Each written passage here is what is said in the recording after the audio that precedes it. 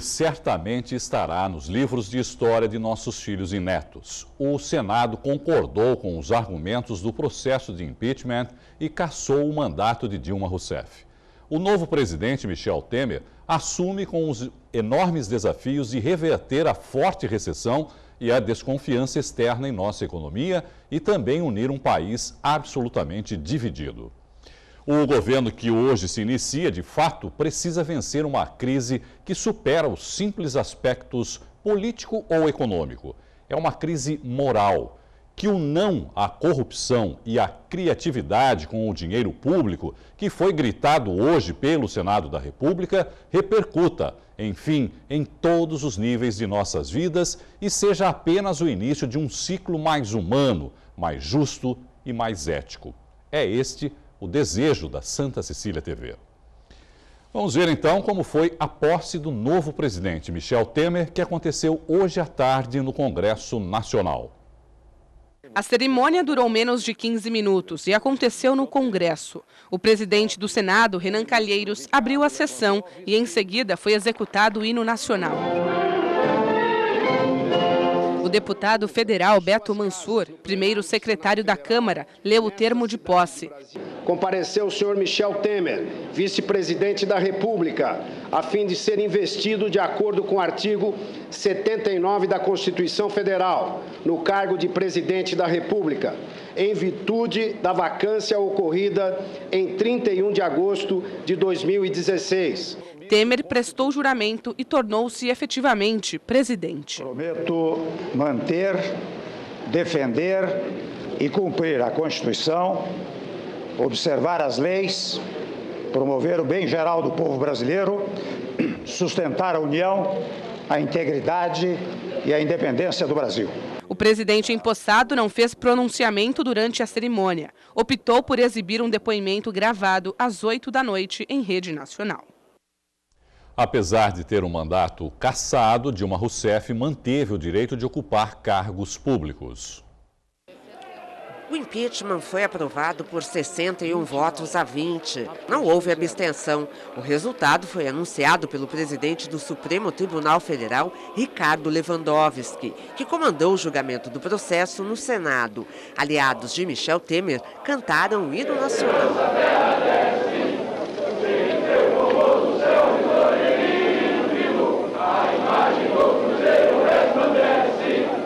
A presidente afastada foi condenada por ter cometido crimes de responsabilidade fiscal, como a assinatura de 3 decretos de crédito suplementares sem a autorização do Legislativo, alterando a meta fiscal e provocando atrasos no repasse de recursos do Tesouro aos bancos públicos, responsáveis pelo pagamento de benefícios sociais como o Plano Safra, operações que ficaram conhecidas como pedaladas fiscais. O processo de impeachment teve início em dezembro de 2015, quando o então presidente da Câmara dos Deputados, Eduardo Cunha, do PMDB, aceitou o relatório apresentado pelos advogados Miguel Reale Júnior, Janaína Pascoal e Hélio Bicudo. Fernando Collor, primeiro presidente eleito por voto direto após a ditadura militar, foi o primeiro chefe de governo brasileiro a ser afastado do poder em um processo desse tipo, em 1992. Numa segunda votação, os senadores decidiram se Dilma deveria ficar inelegível por 8 anos, a partir de 1º de janeiro de 2019, e impedida de exercer qualquer função pública. As senadoras e senadores já podem votar. 42 senadores se posicionaram a favor e 36 contra. 3 senadores se abstiveram. Para que Dilma ficasse impedida de exercer cargos públicos, eram necessários 54 votos. E nossa equipe foi até as ruas de Santos para ouvir a opinião dos moradores sobre o impeachment. As respostas se dividiram a favor e contrários ao afastamento da presidente Dilma. Eu achei uma boa, já que o país estava em recessão, na verdade era uma guerra política, né? Vamos ver se agora daqui por diante vai melhorar a situação do povo brasileiro, porque está muito difícil as coisas, né?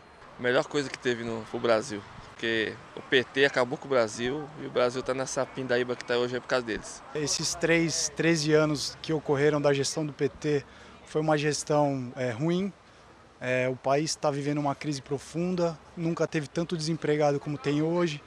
Dívida interna e externa nunca tiveram tão altas. Infelizmente, a nossa geração e as futuras vão pagar um preço alto por essa má gestão.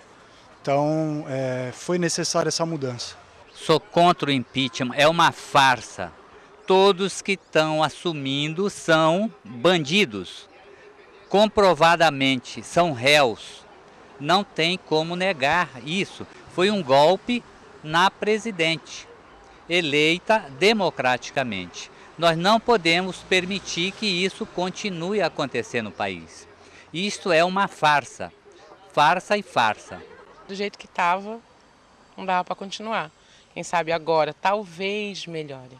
Fiquei super feliz e esperançosa, né? Acho que daqui para frente é pensar positivo e torcer para que tudo acabe bem, né? Eu acho que o Temer vai ter que mostrar muita coisa boa que ele venha fazer no futuro, né? Ou agora mesmo, para poder a gente ter certeza que vai melhorar, acreditar que vai melhorar. Mas eu acho que isso vai demorar ainda uns 2, 3 anos para a gente poder ver isso. Eu acho mesmo que foi um golpe que armaram para ela, certeza. E minha opinião em relação ao Temer, eu acho que não vai melhorar nada. A tendência é piorar. Eles também estavam em tudo isso, não estava ela sozinha. Então nós esperamos que a população procure pessoas novas, que renovem um pouquinho o nosso poder, para que venham pessoas justas e não só pensam no bolso deles. Antigamente se dividia, hoje eles só pensam só para eles. É o que eu sinto, que o país tem força, o país tem poder, só que é mal administrado por todos eles que estão aí, contam e mentem todos os dias para nós, né? A verdade tem que vir à tona e através do voto é que a gente pode fazer isso. Para falar sobre o impeachment e o mais importante, sobre quais são os próximos passos para o país, nós recebemos o jornalista e analista econômico Rodolfo Amaral. Rodolfo, boa noite, obrigado, viu? Seja bem-vindo mais uma vez aqui. Nós vimos aí, as opiniões estão absolutamente divididas. Isso já estava acontecendo há muito tempo, fala-se muito isso, o país está dividido, o país está dividido. A parte o fato de se foi justo ou não justo, não entrando no mérito dessa questão, agora, ex-presidente Dilma Rousseff é a 6ª chefe de executivo que não termina o seu mandato, por um motivo ou outro, desde a proclamação da República, né, Rodolfo? E a 2ª pelo impeachment, né, por essa forma. O primeiro foi o Collor, lá em 92, e agora ela. Isso é um problema da nossa democracia, do nosso sistema político, ou é natural que isso ocorra, Rodolfo? Bom, em primeiro lugar, boa noite, Irineu, boa noite aos telespectadores do Caderno Regional. Primeiro, a gente precisa deixar claro que o que aconteceu hoje, independente da votação como um todo, foi até casuístico, tá? Porque foi meia punição, né? Eu acho que a novela não acabou, essa novela ainda vai ao Supremo, porque não precisa de saber jurídico algum, basta saber ler, certo? Para ver que o parágrafo único do artigo 52 é o que foi votado hoje, tá? Foi o crime de responsabilidade. O crime de responsabilidade é punido com o quê? Com a perda do cargo, tá? Vírgula, com inabilitação do exercício de função pública por 8 anos. Ou seja, as coisas são conjuntas, os senadores foram casuístas e provavelmente isso vai acontecer no Supremo, algum partido político deve entrar. Agora, claro, foi um acordo isso? Você acredita? Isso já estava acordado? Não, eu acho que foi uma estratégia. O próprio senador Renan Calheiros antecipou o voto. Ele deu a senha para o PMDB.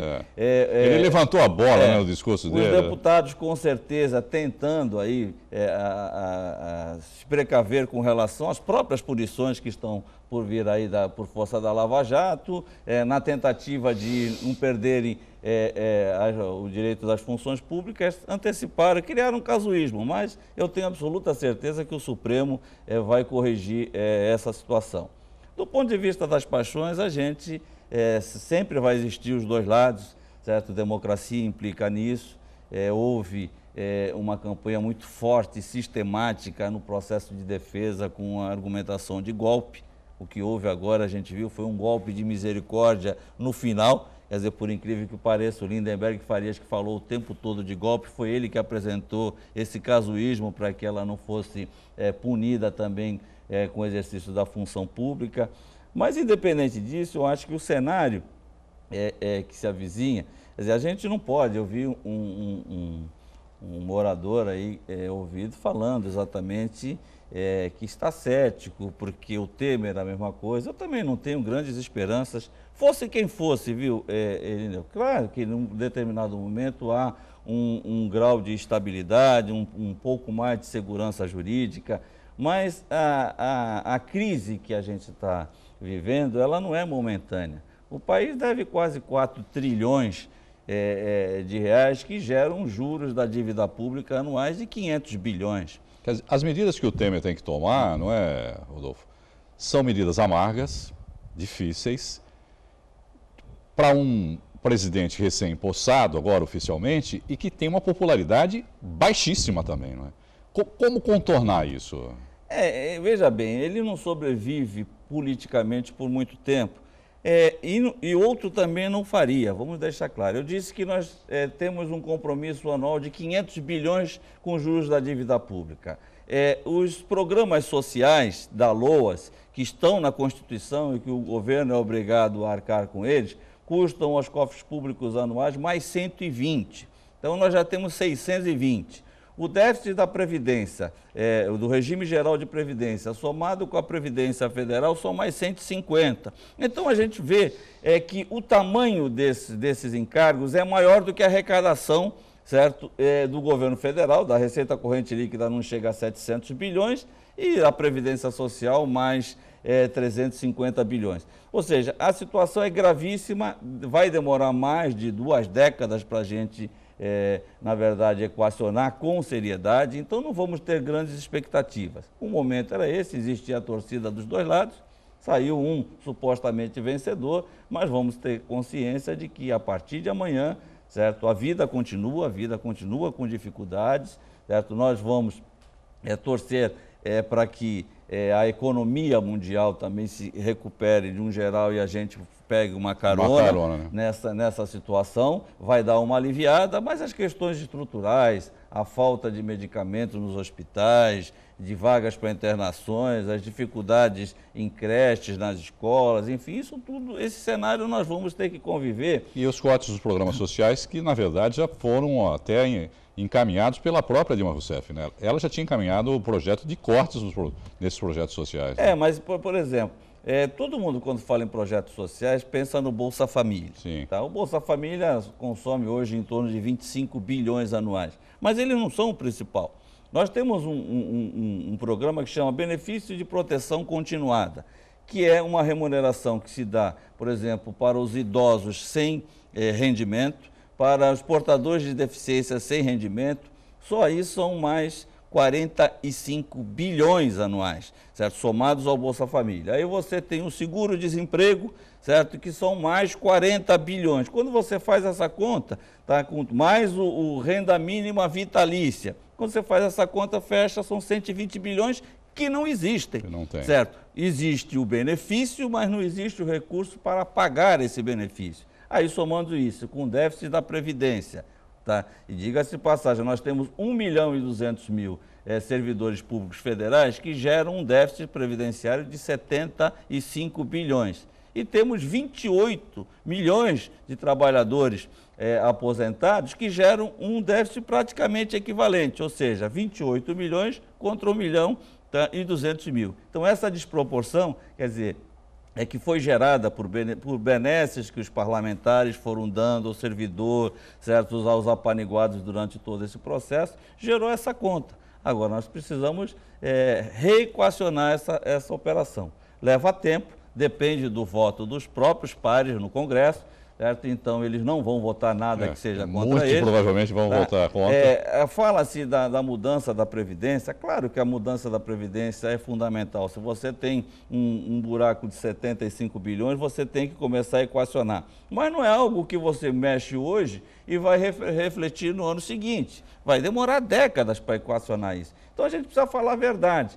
E aí eu fico indignado, Irineu, com a classe, vamos chamar a acadêmica, os intelectuais desse país, que ficam muito mais preocupados em enaltecer pessoas como Lula, como a Dilma ou como tantos outros que estão na cadeia, certo? E não fazem um debate propositivo, que é a função deles nas universidades. Eu acho que hoje, certo, a chamada academia e esses intelectuais, de um modo geral, estão precisando participar um pouco mais da realidade brasileira, certo?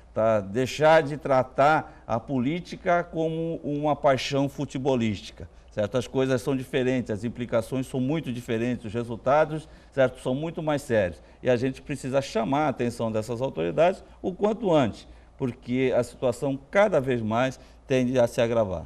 Bom, agradecer aqui o Rodolfo Amaral pela participação, jornalista e também analista econômico. É um assunto que dá muito pano para a manga, né, Rodolfo? Provavelmente vamos voltar a falar mais sobre isso, até porque vamos ter que esperar um pouco agora para ver quais serão as consequências, né, do que aconteceu hoje, não só em relação ao novo presidente que está assumindo, mas também em relação ao próprio Partido dos Trabalhadores, não é, Rodolfo?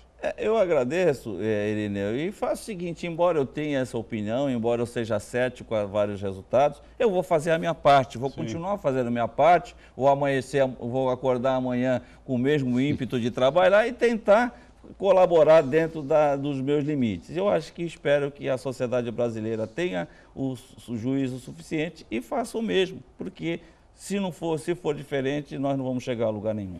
Obrigado e boa noite, viu, Rodolfo?